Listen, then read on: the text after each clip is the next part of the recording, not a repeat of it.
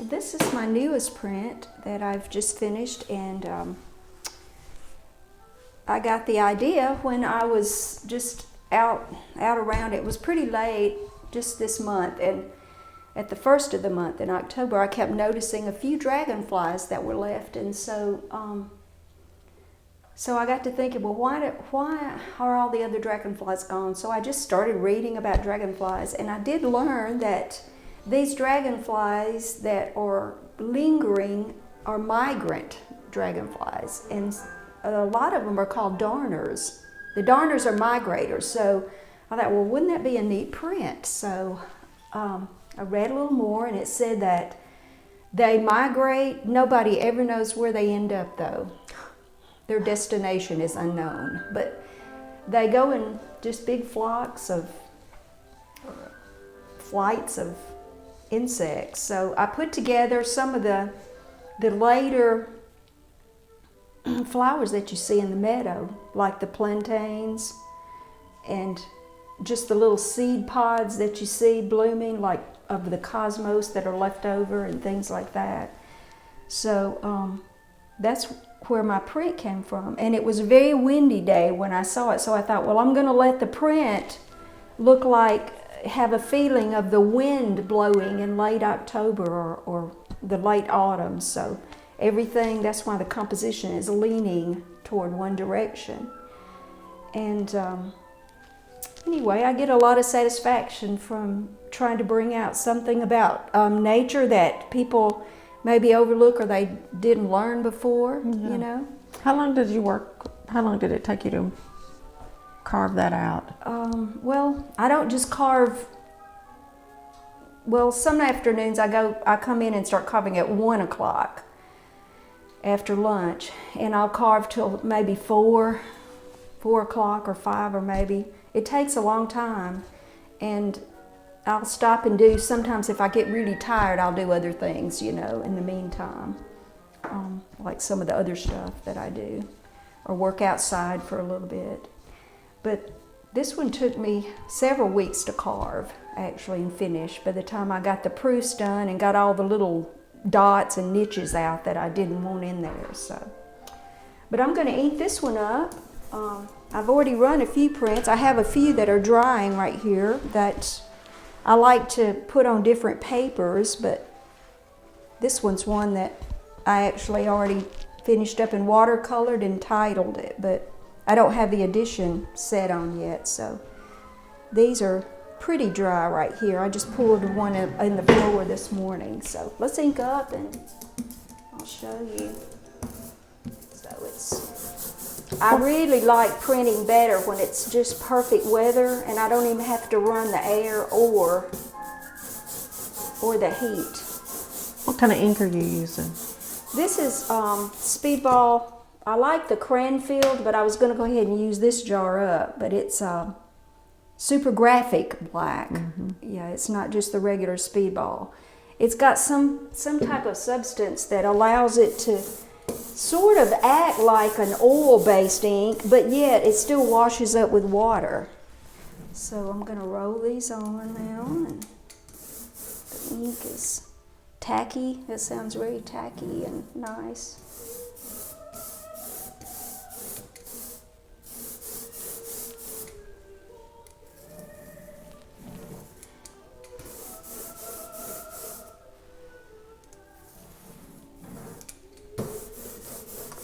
Thinking about maybe trying a reduction cut. That's what I was talking about, Leanne, about, you know, when you retire, you see things and you want to expand. So I was trying to think about would I like to do that or not. I think I would.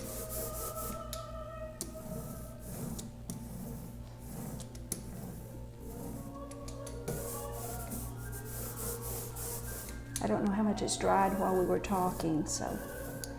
When you ink your plate up, there's a whole lot of little tiny carvings that you left in relief, like for example in the wings, and you don't want to fill those in. So the inking up process is kind of tricky because,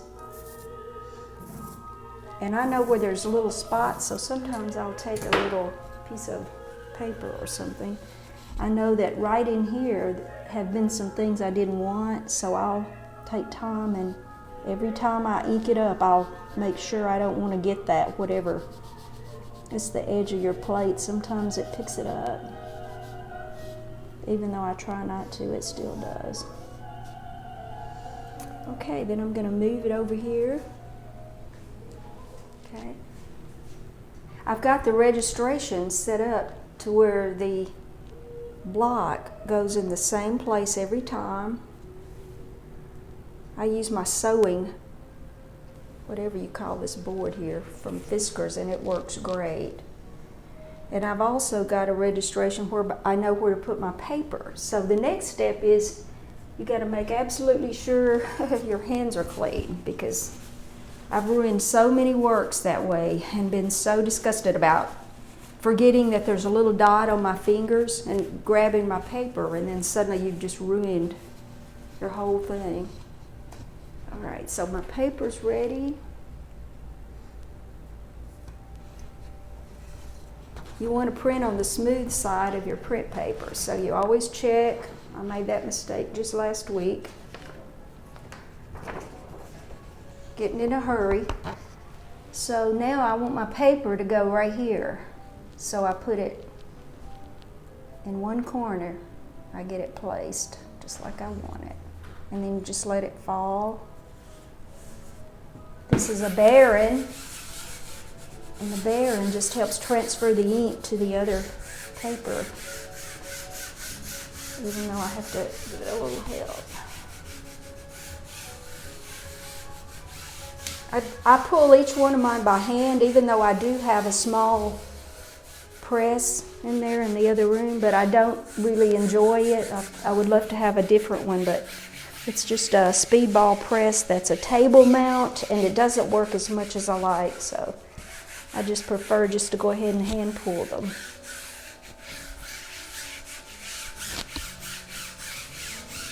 You see the image even coming through a little on the paper. It does that with your thinner papers, especially your Japanese paper.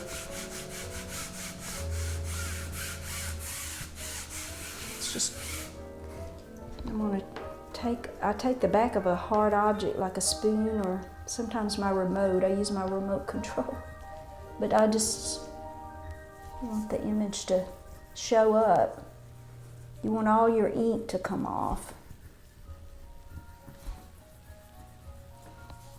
You don't want your paper to move any. If it slips even the least little degree, well, it ruins your print. You have to throw it away. So I do enjoy this a lot. I like the printing part, but for me, the joy or satisfaction I get out of this is the carving, because it's really challenging to balance your negatives and your positives and get a nice composition that's not either too black or... And I love to hand paint them because, well, I like to paint, so why not join the two? There are a lot of people that do their own. I make sure every little piece. And I can check it too before I give it a pull, so.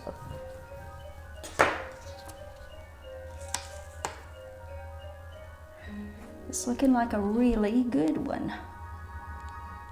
Everything is printed that I want. I don't see any little flecks and dots that aren't supposed to be there. The black is filled in really nice. I'm not going to lay it back down. I'm just going to go ahead and pull it. And so there it is.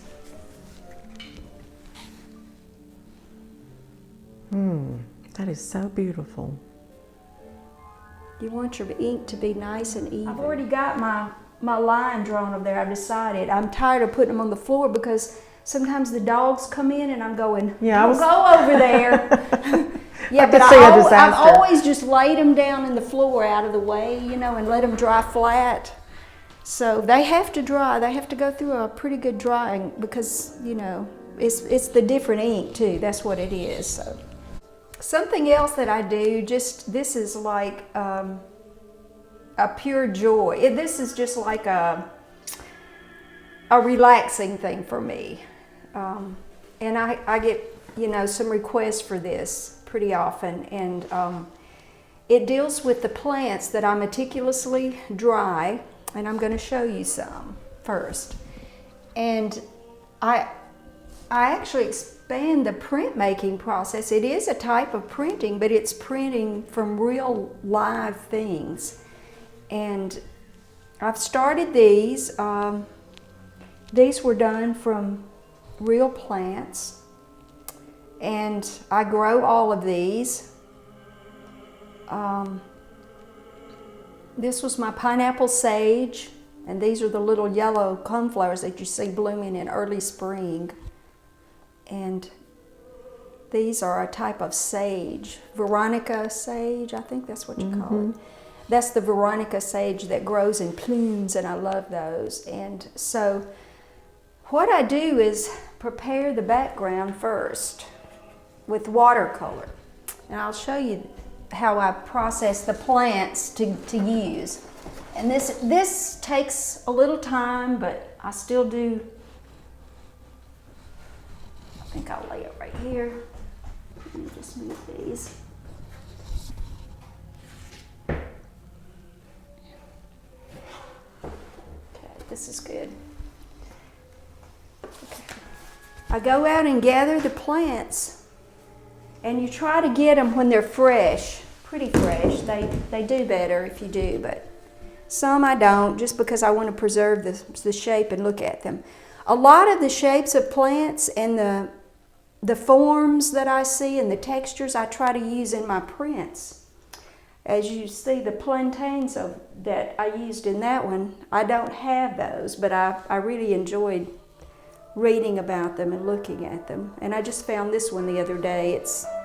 So I thought I might try to draw it. But underneath each layer is what I use in these arts right here. And I'll show you. It's really, I call it my dried plant library. It's a library of just different flowers that I use. These are the same little flowers that I used in this. And what I do, and I'll show you in just a moment, but I actually put the paint on the back of these, and you can do different paints. Some work different for different flowers. But I prepare the background in a watercolor wash, and then I paint the back or the front or whatever and just place them on here. This one was used, maybe, I'm not sure. I didn't use this one because I don't see any paint on the back. So each one of them, we can turn that music off if it's, I didn't even think about that. But this one, I love the spiky ones. But this is how I process these, and I've got more in there in the clay room drying. Once they get dry, take off the heavy part, but you still have to cover them with something very light. So let's try. I'm anxious to try one today, and I'm going to pick one. So how long have these been drying, Rebecca? These have been drying since, I guess, about the middle of the summer, because that's when these were in bloom right here. And this is a new one I've never done. It's beautiful. It was a new plant this year. And that's why I like to take care of all the little wildflowers. All right, but they're very delicate, they're dainty, they're just fun. People really enjoy them, and I enjoy, there's just a lot to learn about these. So what I'm going to do, and I've already prepared this so we wouldn't have to wait for it to dry, but I taped down a piece of watercolor, pretty heavy watercolor, at least 140 cold press. And go ahead and prepare a background with my watercolors. I'll let it dry. And after it dries, you just select, and I'll show you, we'll just print one. You can use your brayer. Let's see, I've got to get my papers.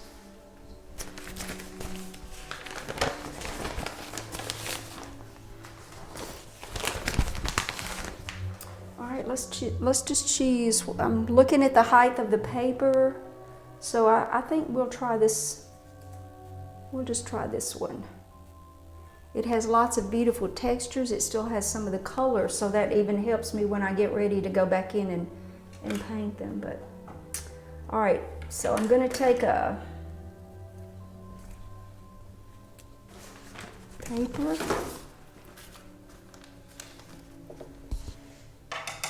I'm going to use this that I've already got prepared simply for time. I need a bigger brush because it's going to dry too fast, so let me think here. All right.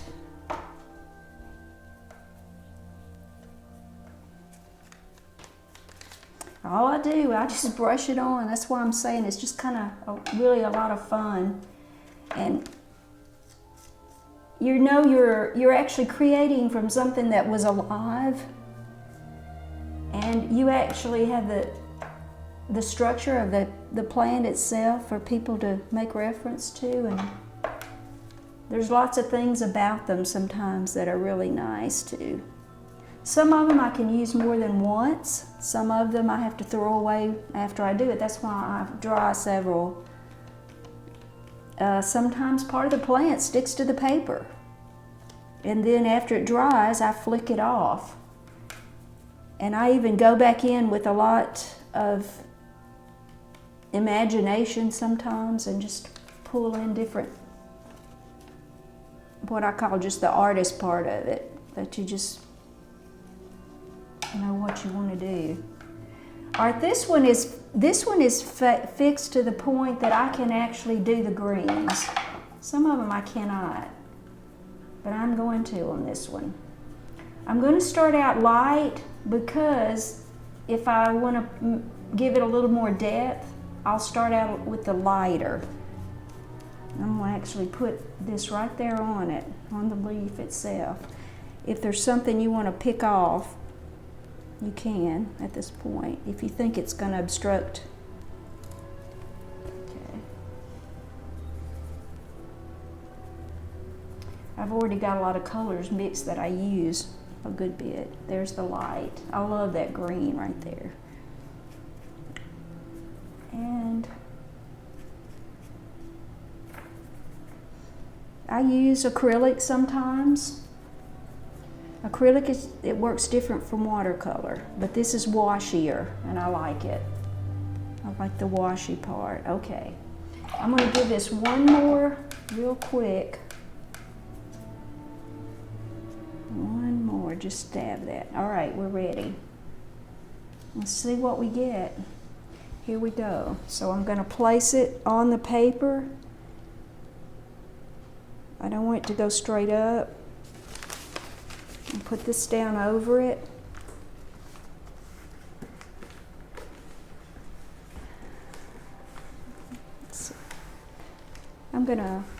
That's okay. I use a Baron and sometimes I use my brayer, but it's over there. I'll just put it with my fingers here.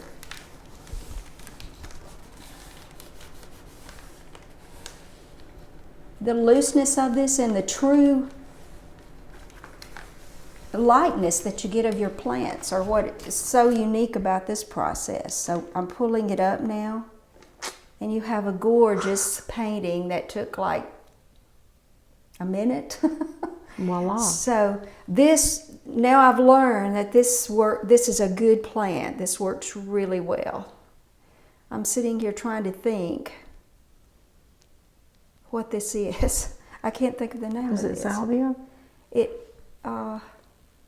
It's not my downy, I don't think it's my downy wood mint, but it may be. No, it's not, but anyway, it works good. It looks like a salvia. So this is what I would do now. I mean, if I would keep working on this, I would do more, and I plan my composition. Look at those beautiful greens right there. That is, in doing the background, I keep it light so that when I put the paint on the leaves themselves, it comes forward and it looks like you've got a background.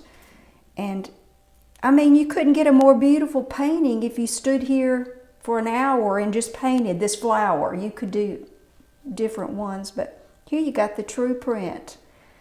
And I do go back into them, like if they're too light, let's say they print too light, then I'll go back in and I'll sort of tweak. I'll pull colors over them. If they don't fill in, I'll take the end of my paintbrush sometimes, and I'll probably put a little more red in this one. I was thinking, I don't think this is pineapple sage. That's cardinal plant. Yeah, that's my cardinal plant. The reason I'm telling that is because I've tried drying the sage before and it doesn't do well drying, but the cardinal plant does.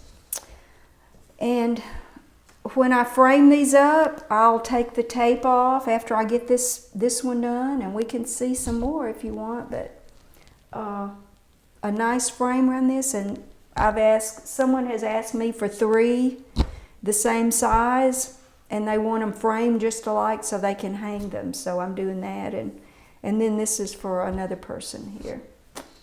Wonderful. What do you call this process? I call it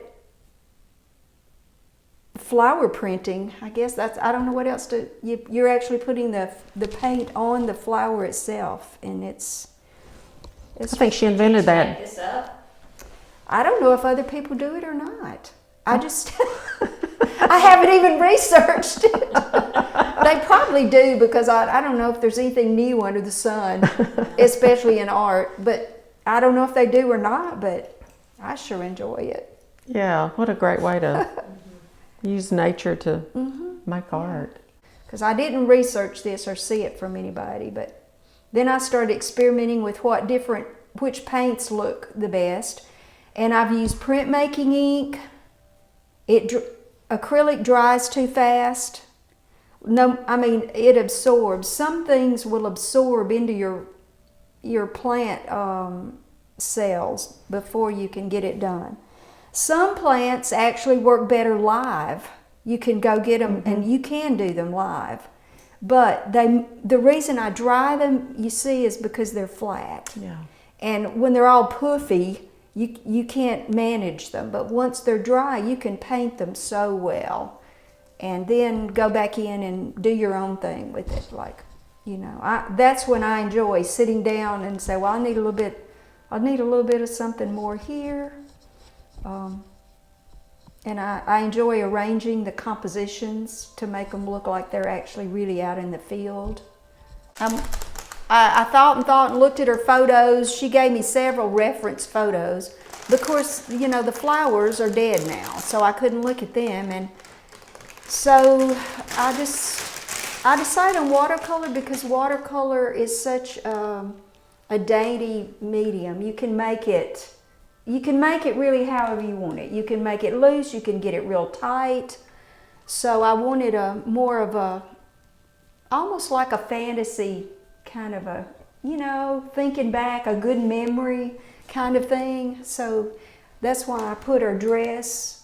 I just didn't know what to do with that. But there's the lace in her dress, and of course it looked just like this. Her stems hung out and showed, but I didn't want to go too far, and I even asked a wonderful watercolorist, my friend Carolyn Watson, and I showed her a photo back and forth, and she was saying, don't keep working, she said, it's so loose right now, just let it be there, So I did work on a tiny bit more, but I stopped. I keep of dried pods. I go out and search for things different times of the year.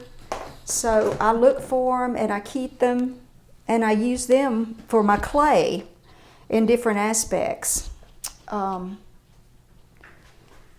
Well, for example, I'm planning to try to do a series of botanical clay works. And I was just experimenting with this, but I think this may be in the future in the making too, but I'm going to use some of those things I dried because I love the details. Oh, it's just there. And I think I can do my glazes to make this work. Well, now, how do you maybe get that- long panels. Maybe I was thinking not something too heavy, but it can't be heavy, but some panels where I actually divide. And How do you get that pressed into the clay? when I use my clay roller right here, when it's pressed out, before I get it to the thickness that I want it, I put the object on and then lay something over the top of it under that, because I don't want anything sticking to my canvas. And then you bring this down very slightly.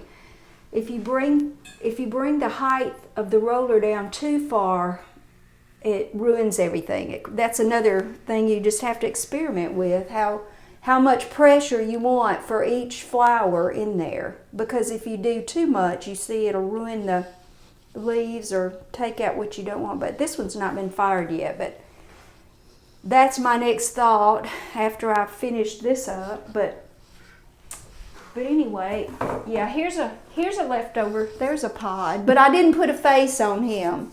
But I love these. But these are pods that I collect. All right, and I use these in the clay. I used a lot of these out there when I did the fireplace installments. You see them out there, the tiles? Those were really used because I got ideas from them. Like the cap of the acorn, what I did was I just took my clay pieces and actually put it on top of the acorn. And then when you take it off, it leaves that beautiful cap, and you can actually then put it on top and use it. And I did a lot of things from these pods. I saved my poppy pods, and from the poppy pods I created these, because this is the most unusual factoring of a way to disperse seeds that I've ever seen, because there's windows in here and this is hollow, and I tried to mimic, because this is a study. Actually, these are studies of the pods themselves. I didn't use my imagination, but I would like to in the future maybe just use my imagination. But these are actually mimicking or trying to mimic the pods right here. And even the texture right here. If you'll see these little bands that hold the stem and connect, it's the same texture. But even the design on top. That's amazing, Rebecca. And I know I know other artists probably do a more perfect job, but this is my first try and I enjoyed doing it. But these are going to be mounted probably on another piece of clay, and they'll go together, all of these forms that I've created, and it's going to be just an exhibit type of pods. These, I used the rose hips, and rose hips come at the end after the rose blooms, and they get bigger and larger, and they have the fanciest little stamens that go petals up. But anyway, I created those, and I had fun playing with the thinness of that because they break. But these will be placed together after I get them glazed. They're going to be placed where the forms lean into each other like that, I hope. But anyway, I have to make the clay for that, but they're so fragile. All of these I got, this is probably the most fun, but I grew snapdragons up in my window boxes this summer, and I had seen the seed pods from a snapdragon. They look like little skulls, and they are amazing. Can you see those? The little skulls?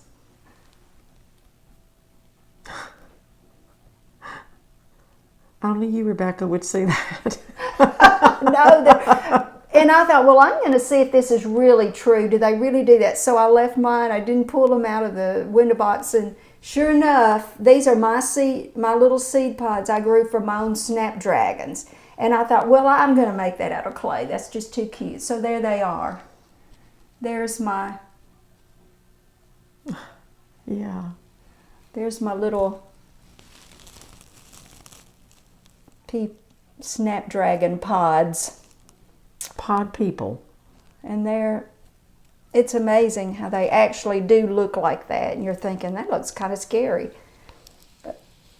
So I've already got those glazed. I made these from my okra pods that I grew looking in my garden. So I used those. There's all kind of unique pods with textures, and I just enjoy that. And the wheat makes a beautiful, I've done it before, so Henry gathered wheat for me because I couldn't find any around here, but let's see. This came from the fig. The fig, like you usually pick your figs, but the pods sometimes lay flat and they have little seeds that break open inside if you don't get them. Looks like it's going to speak. Yeah, I know, with teeth. Yeah, these, I really enjoy doing these. There's 3 of these that will fit together. And they're pretty fragile too. And what are those? They came from the iris pods, the little I see. iris seed I pods. see. And they're of course tinier than this, but they flick open, and yeah, I had to observe those. Some of them now, yeah, I think I do have one of those iris. Some of them, after a while, they want to deteriorate, but I've learned things that make the most beautiful kind of prints and things like that in clay. It comes from a lot of experimenting, and